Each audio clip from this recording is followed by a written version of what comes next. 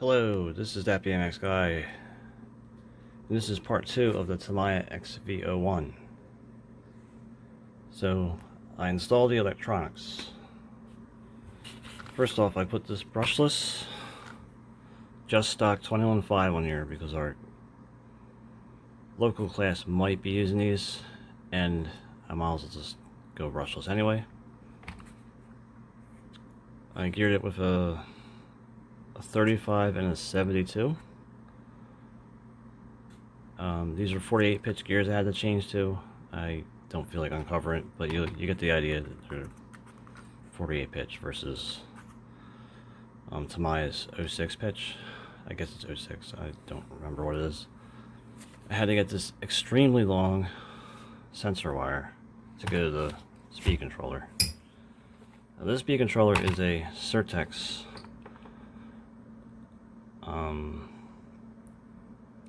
Speed Passion Certex. I had it for vintage Trans Am class since it has a blinky only and you can't change the timing. So it's basically a spec class speed controller, just like the motor is a spec class motor. I didn't put anything fancy going on there. You can't change the settings other than I had to change all the wires to much longer wires than it came with. These two wires go to a Dean's plug for the battery. The battery is going to sit in this hole. I went with the high tech, like I said before, but I changed the servo horn to a Kimbrew servo saver horn, which is a little bit more sturdy. And even if it's a 12 scale size one, which that is smaller, it's still way better than the stock servo horn. This is an old Spectrum Micro DSM receiver, because everyone runs DSM receivers or, you know, Wi-Fi radios. So that's all set up in there. I have this old Tamiya Ford Focus body. It's a 2003. And this guy is ready to be mounted on there too. I already drilled the holes. So the only thing I do is trim the bumper or just take the bumper off. I'm gonna maybe just find some other foam and cut that instead and keep the stock bumper. But with certain bodies like this one, it's a little too close and it won't go all the way down, but the car should be fine with this body.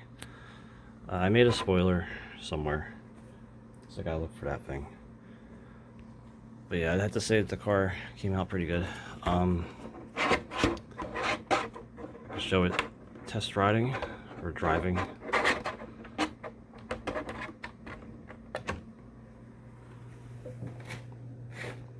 But yeah, you may remember the Nikko Hurricane had to pull the receiver out of it. But that thing, that old car still works. But anyway, I'll show this car with the battery installed. Okay, so I installed the battery. You gotta sit there wiggling the wires around to get it to work. The battery cover has these two screws that are held in with washers. Just transfer it in place. Just tighten it down.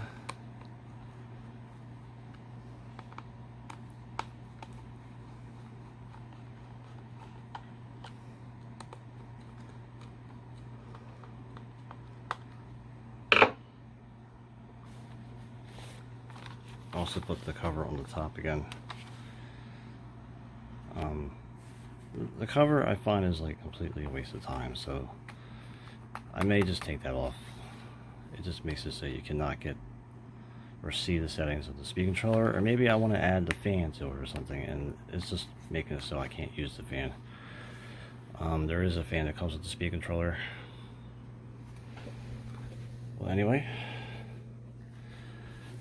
this is the car that it's kind of replacing, but that old RS4 rally is still a pretty decent rally car.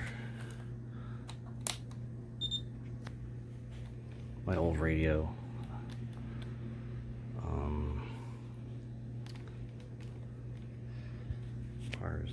pins to hold. Yeah, I don't want to break this stupid damn thing. So,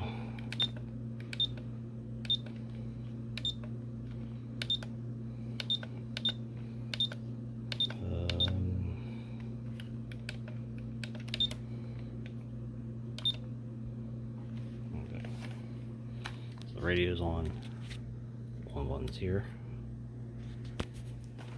So yeah, the car is functioning.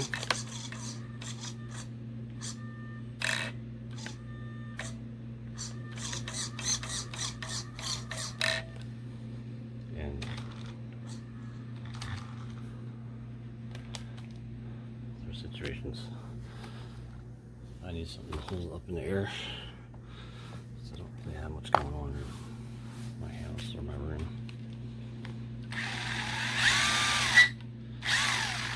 The motor, it may not sound fast, but it should be fine. It's a stock spec class kind of car. Anyway, this is part 2 of this car, and the car is complete in a sense.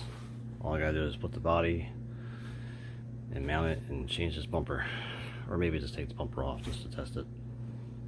I don't want to cut up the bumper, but anyway, this is that BMX guy, and thanks for watching.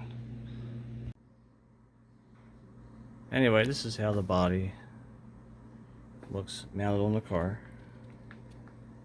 I just took the bumper off, or the foam part of the bumper. The interesting factor is like the body just barely works because the front shock tower is really high. But I guess that's the right height for it. I mean, it gives it some clearance, or maybe a little bit more droop I can set it to.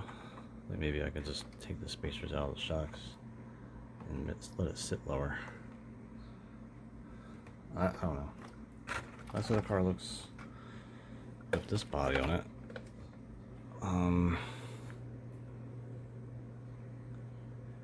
The foam bumper is just a novelty. You don't necessarily need it. You're not supposed to run into things. So thinking about it that way, it's fine without it.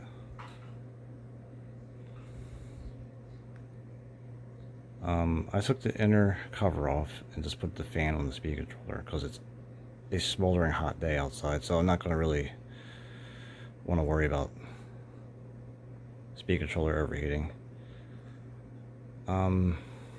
So in the next video, I'm going to try to show this thing running.